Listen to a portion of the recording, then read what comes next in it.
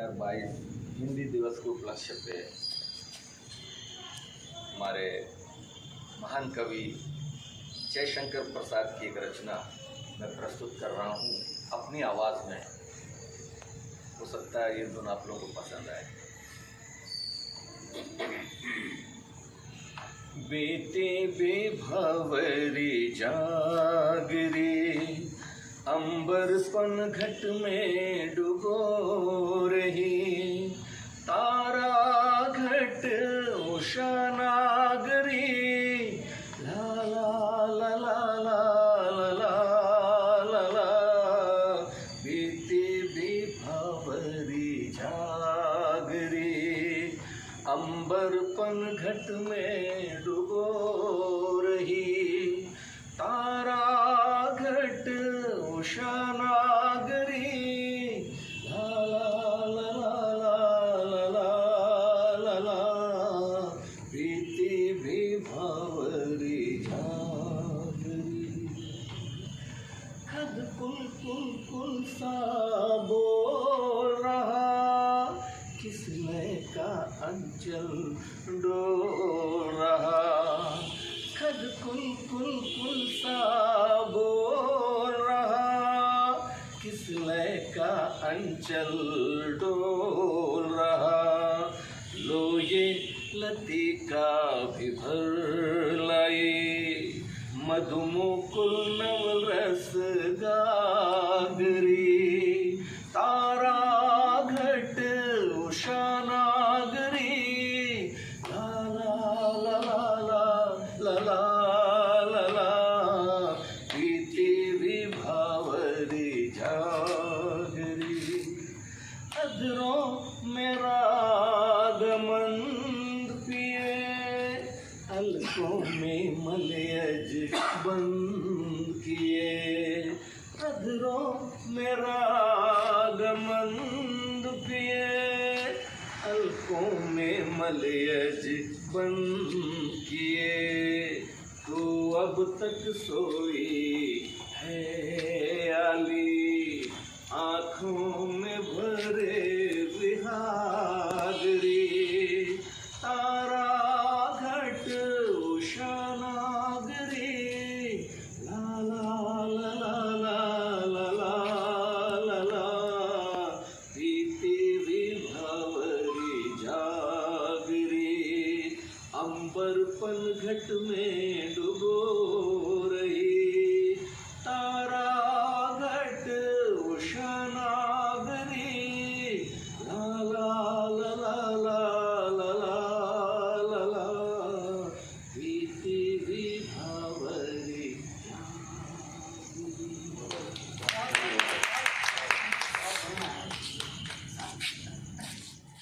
कुछ नहीं।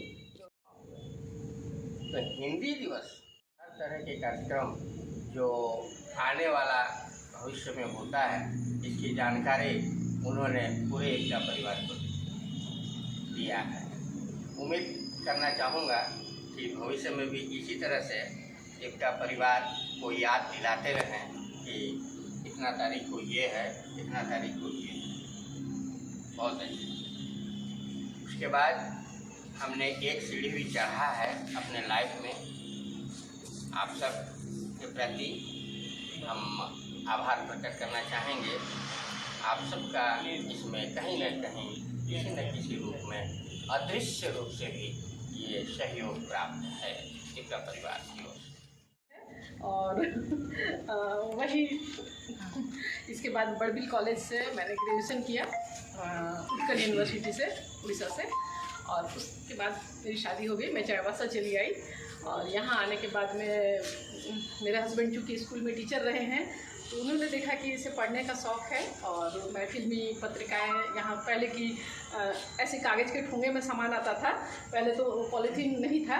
तो जब सामान निकालने के बाद मैं ठोंगे को खोल कर उसको पढ़ती थी, तो इनको बहुत आश्चर्य होता था कि आपको पढ़ने का इतना शौक़ है। तो मैं आपको लाइब्रेरी ले चलता हूँ। लाइब्रेरी वगैरह लेकर गए। फिर उसके बाद बोले कि आप और आगे पढ़ना चाहेंगी? तो मैंने सबसे पहला यही सवाल किया कि क्वेश्चन पेपर हिंदी में आएगा ना? क्वेश्चन पेपर हिंदी में आएगा ना? क्योंकि उस समय झारखंड बना नहीं था, बिहार था। तो बोले हाँ बिहार है तो क्वेश्चन पेपर हिंदी में ही आएगा ना? हाँ तब तो हम जरूर पढ़ेंगे, है ना? क्योंकि उड़िया और इंग्लिश ये दोनों पर हमारी उतनी पकड़ नहीं रही, लेकिन हमने बहुत कठिनाई से पास किया, लेकिन हर साल पास करती गई। ये चीज़ है कि कभी फेल नहीं हुई। तो बोले कि हाँ क्वेश्चन पेपर आपका हिंदी में आएगा। तो जोश आया। फिर ऑनर्स यहाँ एडमिशन लिए। और पहले तो पता चला कि मेरा ऑनर्स नहीं है, 10+2+3 वाला कोर्स था उस समय। और ग्रेजुएशन के बाद में पता चला कि हाँ मुझे फिर से ग्रेजुएशन में एडमिशन लेना पड़ेगा, 3 वर्ष पढ़ना होगा। तो मैंने कहा नहीं हो सकता, होगा नहीं, उतना और कौन समय देगा। तो ऊपर वाले का संयोग रहता है कि 1 साल का कंडेंस ऑनर्स निकला, जो मैं उसमें मैंने एडमिशन लिया और उसमें फर्स्ट डिवीज़न से पास की, है ना? हिंदी में था, बहुत चाव से पढ़ी, बहुत लगाव था। तो उससे सब लोग खुश भी हुए, खासकर मेरे हस्बैंड बहुत खुश हुए। फिर एमए एडमिशन लिया, यहाँ पीजी सेंटर से मैंने एमए किया। मैं एमए सर एडमिशन लेने के 5 साल फिर पढ़ाई छोड़ दी। मेरा सेकंड मैंने 91 में 92 या 93 में मैंने एडमिशन लिया था। और उसके बाद 5-6 साल पढ़ाई छोड़ दी थी, है ना? 5-6 साल पढ़ाई छोड़ दी थी। जब मेरा छोटा वाला बेटा का जन्म हुआ उसके बाद पढ़ाई छोड़ दी थी। इस बीच मेरे हस्बैंड मेरी शादी के 4 साल बाद से ही बहुत बीमार रहते थे। मुझे पता नहीं था कि इनको इतना ज़्यादा प्रॉब्लम है, हाई बीपी और बहुत सारे। लेकिन मेरी सेवा ही रही और जितना दिन का साथ था तो मैंने बहुत मन से उनकी सेवा की है और उन्होंने भी मेरा साथ दिया। आज इस मुकाम पर मैं उन्हीं की बदौलत पहुंची हूँ। तो एक बार उनको ब्रेन हेमरेज हो गया, पैरालिसिस अटैक भी हो गया, है ना? बहुत ज़्यादा हाई बीपी के चलते। तो उस समय ये डर गए, बोले कि तुम अपनी पढ़ाई पूरी कर लो। एमए फर्स्ट ईयर करके छोड़ दी थी। तो मैंने फिर यहाँ पीजी सेंटर में अप्लाई किया कि सर आप मुझे टीसी दे दीजिए, महिला कॉलेज से मैं पढ़ूंगी। तो सर बोले कि नहीं, आप क्यों टीसी ले रही हैं? सेशन उस समय बहुत बैक चल रहा था, आप एग्ज़ाम दीजिए, अगर आप फेल कर जाती हैं तो मैं आपको टीसी दे दूँगा, नहीं तो आप एग्ज़ाम लिखिए। जो सर थे, मैंने उस सर को मैं भूल नहीं सकती हूँ, है ना? एक श्याम नारायण जी थे, अभी लातेहार में रहते हैं। एक टर्निंग पॉइंट जो लाइफ में रहता है उन्हीं का बहुत बड़ा सहयोग था। मैंने फिर से एग्ज़ाम लिखा और पास कर गई। सेकंड डिवीज़न था, 57% था। लेकिन चूँकि आगे के लिए अगर फर्स्ट डिवीज़न रहता तो बहुत अच्छा रहता। 21 नंबर मेरा कम हो रहा था। सर ने कहा आप इम्प्रूवमेंट एग्ज़ाम फिर से दीजिए। इम्प्रूवमेंट एग्ज़ाम 1 साल बाद होता है। उन्हें सर 2 पेपर में फिर 21 नंबर कवर करना दिक्कत होगा। तो सर बोले आप 3 पेपर में दीजिए, लेकिन आप दीजिए फिर। और जब मिठाई लेकर मैं सर के पास गई तो सर बोले कि आप पहली ऐसी स्टूडेंट हैं हिंदी की जो मेरे लिए आप मिठाई लेकर आई हैं घर पर। और ढूंढते हुए, उस समय तो मोबाइल भी नहीं था सर, ऐसा ज़माना भी नहीं था, ढूंढ ढूंढ के उनके घर गए थे।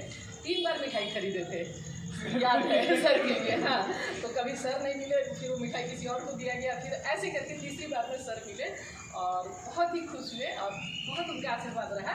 बोले आप फिर से एग्ज़ाम दीजिए। जब मैंने एग्ज़ाम दिया तो फर्स्ट डिवीज़न पास की और बहुत अच्छा लगा मुझे। उसके बाद फिर घर पर ही बैठी रही। फिर बीएड महिला कॉलेज में फर्स्ट बैच में मैंने बीएड किया। इसके बाद मैं जेड भी क्वालिफाई हूँ, जो सर लोग नेट किए हैं नेशनल लेवल पर, मैं झारखंड लेवल पर की हूँ। लेक्चरशिप की परीक्षा पास की हूँ और बीएड भी मेरा डिस्टिंक्शन से है। तो घर पर रहते एक हाउसवाइफ का रोल करते हुए मैं ये सब की। हालांकि डीएवी स्कूल से भी 3 बार मेरे पास ऑफर आया था। जो अभी देवानंद सर पढ़ा रहे हैं वो मेरे बदले ही रखे गए। पति सर मुझे 3 बार ऑफर किए थे कि आप आके मेरा स्कूल ज्वाइन कीजिए। मैं वहाँ भी नहीं कर पाई। और यहाँ राम अवतार सर थे, उन्होंने भी ऑफ़र किया था। लेकिन पारिवारिक जिम्मेदारी ऐसी थी, मेरे हस्बैंड की तबीयत ठीक नहीं रहती थी और चूँकि वो सरकारी स्कूल टीचर थे तो ऐसा पैसे का वैसा कोई अभाव नहीं था कि बोले तुम्हारी ज़रूरत घर पर ज़्यादा है इसलिए तुम घर संभालो। तो महिला कॉलेज में जब सुलालिन मैडम का मैं तहे दिल से उनका आभार, हर शिक्षक दिवस पर मैं उनको जरूर प्रणाम करती हूँ और याद करती हूँ। उन्होंने कहा इग्नू में मुझे मौका दिया पढ़ाने के लिए। मैं इग्नू में भी बहुत दिन क्लास ली। उसके बाद में मैम बोली कि आप आके मेरा इंटरमीडिएट सेक्शन ज्वाइन कीजिए। मैं उस समय 4000 रुपया आपको दूंगी, तो बहुत कम है, लेकिन आप आइए, कॉलेज आइए। घर पर बोले ठीक है, नज़दीक है, जा सकती हूँ, करो। और बहुत अच्छे साथी मिले सारे लोग। तो 2012 से मैं यहीं काम कर रही हूँ और पिछले साल मैंने महिला कॉलेज छोड़ दिया है। जी, पिछले साल मैंने छोड़ दिया है क्योंकि 2020 शुरुआत में ही 27 जनवरी को इनका निधन हो गया। तो मुझे अच्छा नहीं लगने लगा। बहुत सारी यादें जुड़ी है चाईबासा से, कॉलेज से, सब कुछ से, तो मेरा मन नहीं लगने लगा। मेरा मन एकदम उचाट हो गया। मुझे मेरा जितना कॉन्फिडेंस था, आत्मविश्वास था, पूरा खत्म हो गया है। ये आप लोग जैसे लोगों का सहयोग है जो मैं फिर से अपने आप को पहचान रही हूँ और आगे बढ़ रही हूँ। तो इस तरह से संभाला। हालांकि कॉलेज से भी 2-3 बार ऑफ़र आया, सर लोग बुलाए, प्रिंसिपल बुलाए, आप आके फिर से संभालिए, बहुत अच्छे से आप हिंदी डिपार्टमेंट को संभाली इतने वर्षों तक। लेकिन मेरे बदले किसी और को भी रखा गया, वो भी हमसे पूछ कर रखा गया। मेरा मन नहीं हुआ दोबारा वहाँ लौटने का। फिलहाल अभी घर पर ही हूँ और रिसर्च कर रही हूँ, तो रिसर्च स्कॉलर भी हूँ। 2 बेटे हैं, तो दोनों इंजीनियर हैं। एक मैकेनिकल इंजीनियर है जो कोलकाता में है, और एक सॉफ्टवेयर इंजीनियर है जिसको लोकेशन बैंगलोर है, लेकिन फिलहाल वर्क फ्रॉम होम है, घर पर है। बहुत अच्छा ऑर्गेनाइजर है। हाँ, बहुत अच्छा। उसको संगीत की शिक्षा दी हूँ। सर उनको 1-2 बार हम लोग हाँ, अभी ये प्रोग्राम मध्य में रिहर्सल कर रहा है ये के लिए, महाल्या महाल्या के लिए मानस को आशुतोष कनौजिया। हाँ, आशुतोष कनौजिया बजाए हमारे कार्यक्रम। हाँ हाँ, वो थोड़ा सा अभी जॉब का टेंशन है ना थोड़ा उसमें। बेटा पहले कमाना सीख लो, ये तो तुम्हारा हॉबी है तो करोगे ही। हाँ, और पियानो भी सीखा है।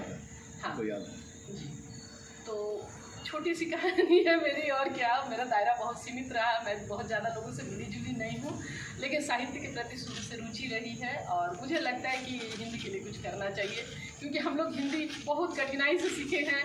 और अब भी हम लोग जब अपना ग्रुप में बात करते हैं तो उन लोगों को बहुत प्राउड फील होता है कि अंजना तुम यहाँ तक पहुँच गई हो। हम लोग देखो, हम लोग तो मैंने सब छोटे छोटे काम में लगे हुए हैं। हमारे साथी लोग जो है सब 50+ हो गए हैं, लेकिन बहुत अच्छा लगता है कि कम से कम मैं यहाँ तक तो पहुँची कि उन लोग को कुछ बोल सकूँ, ग्रुप में डाल सकूँ। तो यही है।